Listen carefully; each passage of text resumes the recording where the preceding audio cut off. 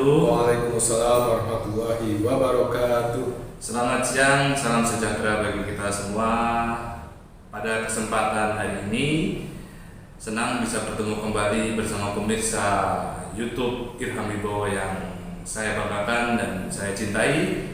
Pada kesempatan siang hari ini, izinkan saya menghadirkan seorang tokoh pemuda Muhammadiyah, aktivis muda yang kalau kita akan berkenalan, kita akan menelusuri rekam jejak beliau, militansi beliau dari awal mula bergabung di dalam Persyarikatan Muhammadiyah dan sampai nanti pemirsa sekalian, kita akan membedah lebih dalam seorang aktivis muda yang berasal dari Bantul ini yang insya Allah pada kesempatan siang hari ini hendak berkenalan dan berkunjung di YouTube saya yang akan memberikan sedikit atau mungkin banyak pun tidak masalah sharing-sharing pengalaman beliau terkait aktivitas di Persyarikatan Muhammadiyah, dan tak lupa beliau juga akan memberikan sharing pengalaman di dunia politik praktis. Tanpa berbasa-basi, tanpa berpanjang lebar, saya persilahkan kepada beliau Bapak Ahmad Nur Soim untuk memperkenalkan diri. Terima kasih. Bismillahirrahmanirrahim. Assalamualaikum warahmatullahi wabarakatuh. Perkenalkan, nama saya Ahmad Nur Soim. Bisa dipanggil Ahmad, bisa dipanggil Nur, bisa dipanggil Mas Soim, seperti itu. Kebetulan saya aktivis di Pemuda Muhammadiyah dan insya Allah ini masuk ke pimpinan harian Muhammadiyah juga. Nah, saya sendiri sebetulnya belum waktunya masuk di bergabung dengan bapak-bapak Muhammadiyah, namun beliau-beliau mengamanahkan kepada kita sebagai ya pemuda, nanti mewakili pemuda yang masuk ke jajaran pimpinan harian Muhammadiyah di cabang Pleret Bantul. Terima kasih pada Ustadz Irham atas undangannya. Mari kita sharing-sharing, ngobrol-ngobrol santai saja. Nanti kita berbagi pengalaman di sini. Oke, terima kasih Mas. Saya panggil Mas Soim ya, supaya sama-sama muda, sama-sama teman-teman sekalian yang harus kalian tahu juga, kita dulu saling berkenalan, saling, kalau bahasa orang Indonesia Timur itu baku kenal, saling baku kenal waktu kami sama-sama aktif di Muhammadiyah. Beliau tadi sudah disebutkan juga aktif di Pemuda Muhammadiyah di Kabupaten Bantul, tepatnya di Cabang Barat. Saat itu juga saya juga aktif di salah satu amal usaha di tempat tinggal beliau di Pleret juga pada waktu itu. Namun dari segi usia, yang muda harusnya menghormati yang senior, bahwasanya beliau lebih dulu aktif di Persyarikatan.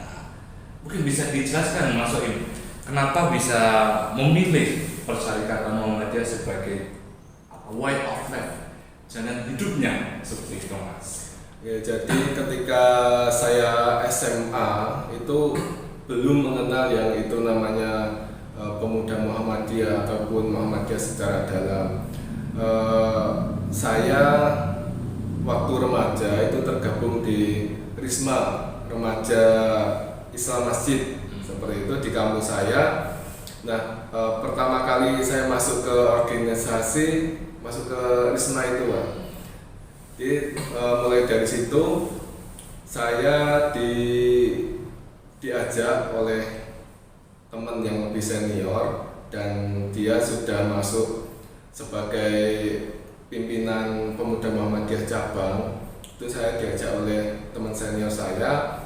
Terus saya ikut di situ sekitar tahun 2012-an. Tahun 2012 saya gabung di Pemuda Muhammadiyah dan alhamdulillah kita satu misi, satu visi, dan di situ ketemu dengan teman-teman yang insya Allah semuanya baik dan yang merupakan keluarga kedua saya. Setelah di rumah, teman-teman dari pemuda ini memberikan support saya, memberikan dukungan, baik itu untuk kegiatan-kegiatan yang sifatnya positif seperti itu. Jadi berawal dari terjun di remaja masjid, terjun di aktivitas kemasjidan, nah Mas Soim ini kemudian ya, diajak bergabung kalau lebih gitu ya Mas, bergabung di mungkin cabang Muhammadiyah tempatnya Mas Soim di Kecamatan Barat di Kabupaten Banten. Nah, kemudian lahir atau besar di Pleret, namun aktif dan atau istilahnya mungkin istilahnya mencari nafkahnya di tempat yang lain, di cabang yang lain. Itu bagaimana ceritanya, Mas? Iya, jadi karena saya aktif di organisasi, di situ ada lowongan pekerjaan gitu, lowongan pekerjaan. Kebetulan saya pas awal-awal mencari pekerjaan, ya, di situ ditawari dan saya memasukkan lamaran pekerjaan, dan yang saya sukai itu juga di Amal Usaha Muhammadiyah. Jadi tidak sulit bagi saya untuk beradaptasi di situ. Walaupun untuk pertama kalinya gajinya tidak seperti yang lain, tapi saya memilih Amal Usaha Muhammadiyah karena memang satu visi misi dengan saya. Jadi teman-teman, namanya rezeki ya, tidak boleh ditolak ya. Kalau tadi Mas Soim bilang jangan lihat dulu dari mungkin bisyarahnya, imbalannya, tapi nanti kedepannya mungkin ada relasi, mungkin nanti ada peluang atau rezeki yang lebih besar. Nah, ketika sudah di depan mata ada yang istilahnya ya, ada tempat bekerja yang siap menerima Anda, mungkin yang muda-muda ini yang masih mahasiswa, ketika sudah diterima bekerja, jangan kemudian berpikir cepat-cepat resign, cepat-cepat cari yang lain, karena yang namanya cari kerja itu susah loh sekarang. Nah, ini Mas Soim berawal dari, mungkin istilahnya dari kampung, kemudian ke kota, jadi orang yang dikenal loh teman-teman, jadi seorang selain aktivis. Yang penting saat ini yang perlu kita tahu, apalagi ini sudah menjelang tahun pemilu tahun 2024, pasti kalian bertanya-tanya, oh seorang aktivis latar belakang agama, masih muda lagi, mau terjun ke dunia politik, yang mungkin bagi banyak orang ya dikatakan politik itu kotor, atau kalau katanya Pak Mahfud MD ya, Menko Polhukam ya Mas ya, dikatakan malaikat pun ketika sudah masuk sistem di Indonesia akan berubah jadi setan, katanya seperti itu. Nah, kita akan telusuri kenapa Mas Soim ini akhirnya memutuskan, ya kita sebut hijrah pun tidak masalah, hijrah juga ke dunia politik, karena bisa dikatakan anak-anak milenial ini kan mungkin ya lebih senangnya di dunia gadget, browsing, kemudian ya pokoknya yang instan. Karena apa?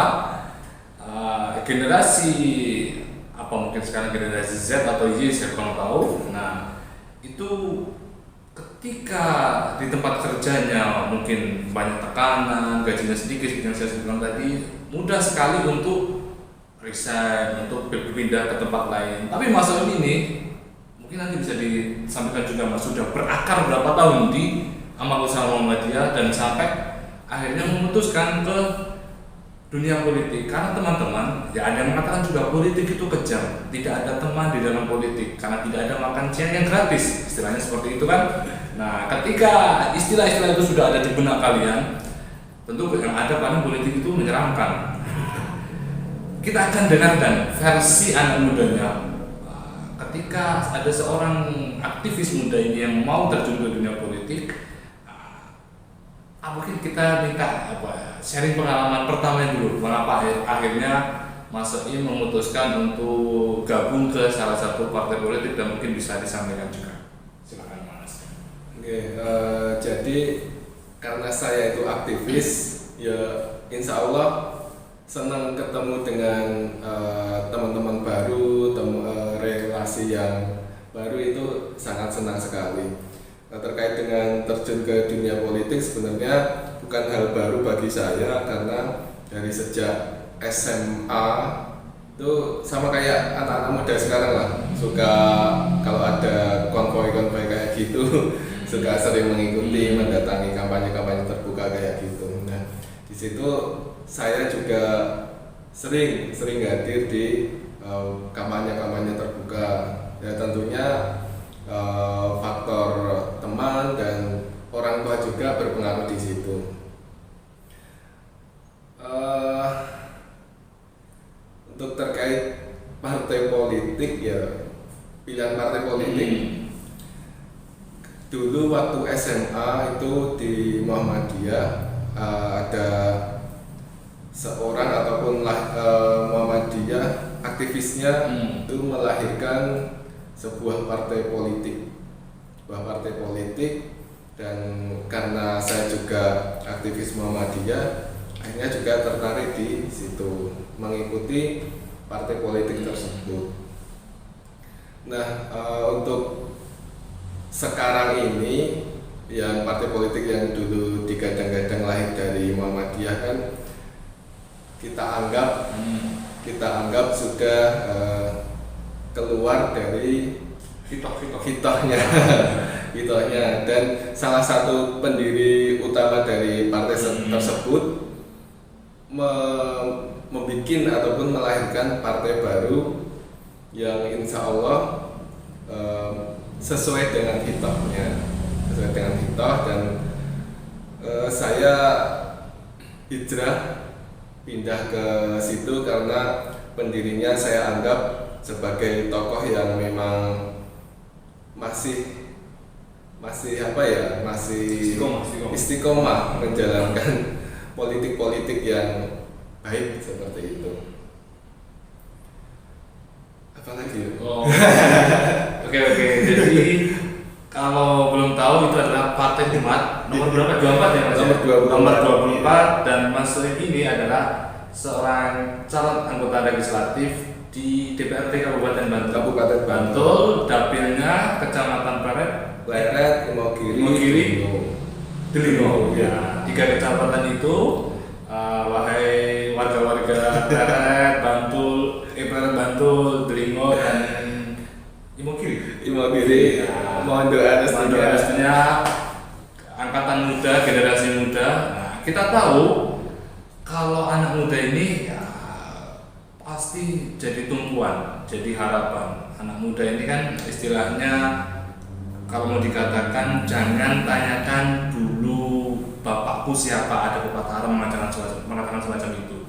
Tapi tanyakan bahwasanya aku ini sekarang siapa. Jangan tanya masuk ini maaf mungkin dekingannya, atau mungkin bapaknya mantan pejabat, atau mungkin bapaknya mantan anggota dewan. Nah, anak muda, apalagi pemuda muslim, jangan sebutkan saya ini anaknya ini. No, tapi kita lihat Mas Sohib, mungkin kita tanya, apakah Mas Sohib ini apa istilahnya cuma modal berani, ataukah ada dekengannya atau ada yang mendukung? Karena kalau Mas Sohib ini benar-benar aktivis, dia kan tidak akan pernah bilang bapak saya adalah ini, ibu saya adalah ini. Tapi kita tanyakan, apa sudah punya modal Mas atau dekengan di pencalonan besok? Enggak, saya modal nekat lah. Jadi untuk dekengan saya enggak. Jadi murni karena saya suka di organisasi dan berpolitik. Ya saya pengen mencoba lah seperti apa sih dunia politik yang sebenarnya itu. Untuk modal sendiri, kalau modal dukungan orang tua dan istri malah kemarin saya mencalonkan itu belum tahu. Setelah terdaftar baru saya bilang, ya mereka kaget juga, Bu, jangan aneh-aneh seperti itu. Jangan aneh-aneh. Saya bilang ya ini asik loh, ini asik, nggak seperti yang orang-orang bayangkan. Dan saya juga malah bertanya, kenapa sih anak muda takut berpolitik? Apa sih yang ditakutkan? Ya, ayo kalau suka maju saja seperti itu. Saya maju juga mendapat istilahnya dorongan dari teman-teman organisasi, Mbak ayo kamu maju mencalonkan seperti itu. Dan akhirnya ya saya mencoba untuk mendaftarkan sebagai calon anggota legislatif. Kalau modal istilahnya modal politiknya ada nggak? Modal ekonomi ada nggak? Modal apa lagi? Modal basis massa mungkin disebutkan semua kalau ada.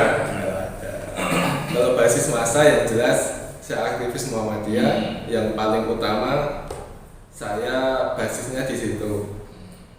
Basis warga Muhammadiyah.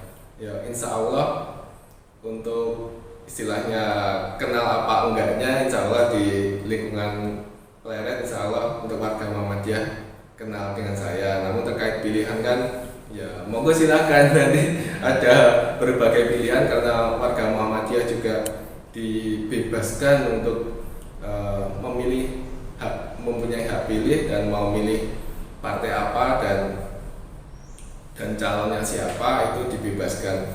Dan saya menawarkan alternatif ini loh, anak muda yang ya nggak anak muda, saya tergolong masih muda dan mau berpolitik juga merupakan aktivis Muhammadiyah. Ya, saya coba menawarkan itu, nanti ya kita lihat di hasil pemilu nanti apakah warga Muhammadiyah tertarik untuk memilih saya atau tidak. Nah, ini merupakan sebagai catatan saya untuk melangkah ke depannya. Misalkan warga itu banyak yang menginginkan saya, insya Allah untuk 5 tahun ke depan lagi, misalkan besok belum diamanahi, insya Allah akan saya maju lagi. Terkait modal finansial yang jelas itu banyak, namun saya tidak akan mengeluarkan finansial yang seperti itu karena saya targetnya basis warga Muhammadiyah dan mereka tahu mereka tidak suka disuap, mereka tidak suka disogok-sogok. Itu merupakan kelebihan tersendiri bagi saya untuk menawarkan diri kepada warga saya. Yang jelas insya Allah kalau diberi amanah, insya Allah akan menjalankan amanah tersebut sebaik-baiknya. Gitu. Oke. Mas Soim, pertanyaan yang tidak boleh kita nafikan ya Mas ya. Kendaraan politiknya Mas Soim ini kan identik dengan kelompok basis massa Islam ya. Yang kita tahu, maaf kata, biasanya partai berlandaskan basis massa Islam itu pasti selalu kalau dari pemilu ke pemilu selalu jumlah suaranya kalah sama partai nasionalis ya. Kita tidak bisa menutup mata. Nah, bagaimana menurut Mas Soim jika nanti Mas Soim terjun ke masyarakat, tapi masyarakat itu ternyata istilahnya gimana ya, lebih maksudnya tidak mau dikotomikan, oh ini dia kan Mas Soim latar belakang dari aktivis organisasi Islam. Nah, ternyata ada warga yang oh Islam itu tidak boleh dikotak-kotakan berdasarkan ormas ini. Nah, itu bagaimana cara Mas Soim meyakinkan calon pemilihnya bahwasanya meskipun saya berlatar belakang aktivis Muslim, namun saya bisa merangkul calon pendukung saya yang berasal dari berbagai macam suku, agama, mungkin golongan apapun itu, gitu. Memang partai yang saya pilih ini identik dengan Islam dan saya lebih senang di situ. Walaupun partai baru dan di survei pun elektabilitasnya masih rendah, tapi kalau menurut saya itu merupakan partai yang paling baik, itu akan saya pilih. saya berjuang di situ, insya Allah berjuang untuk kebaikan, walaupun tekanannya sedahsyat atau sehebat apapun dari luar sana, yang penting insya Allah saya sudah berbuat ataupun di jalan yang menurut saya baik, seperti itu. Terkait dengan orang umum yang di luar basis masa Islam, ya saya tidak bisa berharap dari sana tidak bisa berharap dari sana karena memang partai yang saya pilih ini ya berbasis Islam, dan saya memang lebih lebih nyaman di situ. Oke. Ini pertanyaan saya, Mas. Tentu kita berharap dari anak-anak muda, dari teman-teman sesama aktivis pemuda, ada kiranya dari teman-teman kita yang bisa lolos lah, tembus. Kita harus dukung teman-teman yang berasal dari aktivis pemuda, bagi pemuda Muslim. Nah, kiranya atau mungkin nanti diijabah oleh Allah, Mas ini mendapatkan amanah untuk memegang atau duduk di kursi anggota dewan. Kita tahu bahwasanya identik lah, anggota dewan itu cuma duduk, dengar, diam, pulang, dan gajinya fantastis, lebih besar gajinya. Bagaimana menurut Mas Soim? Kiranya kalau Mas Soim jadi dan kita aminkan ini, ya, ketika sudah jadi anggota dewan, bagaimana nilai-nilai Islam itu tetap dipertahankan? Karena kita tahu bahwasanya kalau Mas Soim ada di latar belakang partai Muslim dan aktivis di organ berbasis Islam, bahwasanya politik itu identik dengan, atau bukan identik, disebut sebagai siasa. Siasa itu bagaimana, atau diidentikan kalau di Indonesia itu siasa itu bagaikan ini sopir dokar itu, atau sopir delman, sopir andong kalau di Jogja yang mengatur kusir istilah sini untuk mengendalikan kuda, makanya disebut sebagai sais, dan di bahasa Arabnya disebut sebagai siasa. Bagaimana agar Hirosatuddin menjaga agama wa siyasatu dunya, mengatur dunia ini di dunia politik, ya, dalam hal ini legislatif, kekuasaan legislatif. Ketika Mas Soim menjadi anggota dewan, bagaimana nilai-nilai Islamnya tetap masih bisa dipertahankan dalam hal kebijakan atau kekuasaan legislatif. Ya, jadi tagline kita kan lawan kezaliman, tegakkan keadilan. Kita masuk di situ di tengah perpolitikan yang ya menurut teman-teman seperti itu, yang jelas kita memperjuangkan nilai-nilai keadilan, memperjuangkan melalui anggota legislatif, lewat legislatif. Ya, tentunya di sana pasti ada perang kepentingan dan nanti akhirnya mungkin nggak tahu dimenangkan pihak mana.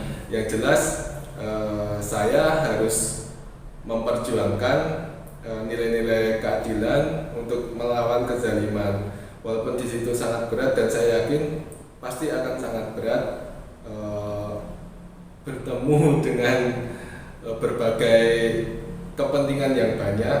Tentunya kita harus tetap istiqomah di situ, istiqomah. Insya Allah ya kita sudah memperjuangkan. Untuk hasilnya kebijakan seperti apa nanti kita pasrahkan kepada Allah, karena memang sangat berat sekali di sana, banyak kepentingan tadi yang seperti yang sudah saya sampaikan. Kita memperjuangkan kebaikan,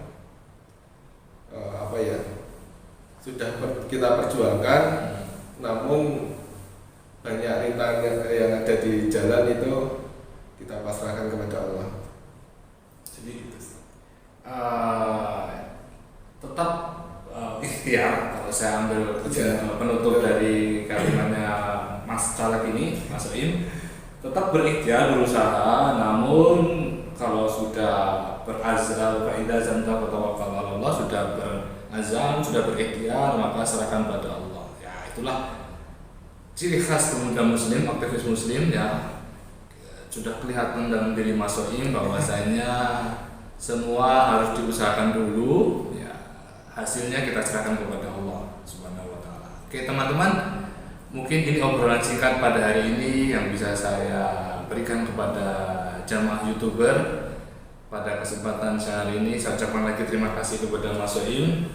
Sama-sama Ustaz. Semoga tetap istiqomah di jalan dakwah, jalan Islam, memperjuangkan amar ma'ruf nahi munkar, istilahnya lawan kezaliman, tegakkan keadilan, dan juga sukses untuk pencalonannya di pencalekan ya pemilu legislatif tahun 2024. Terima kasih, mohon doa restunya.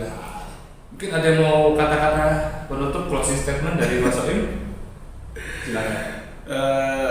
Seperti tagline Partai Umat, kita harus sebagai anak muda, kita harus menjadi bagian atau barisan yang melawan kezaliman dan menegakkan keadilan. Oke, terima kasih Mas Soim atas kesempatannya. Semoga ada kabar baik di tahun 2024. Ada teman kita, sesama aktivis yang berhasil menembus kursi DPRD Bantul. Sekian dari saya, kurang lebihnya mohon maaf. Assalamualaikum warahmatullahi wabarakatuh. Waalaikumsalam warahmatullahi wabarakatuh.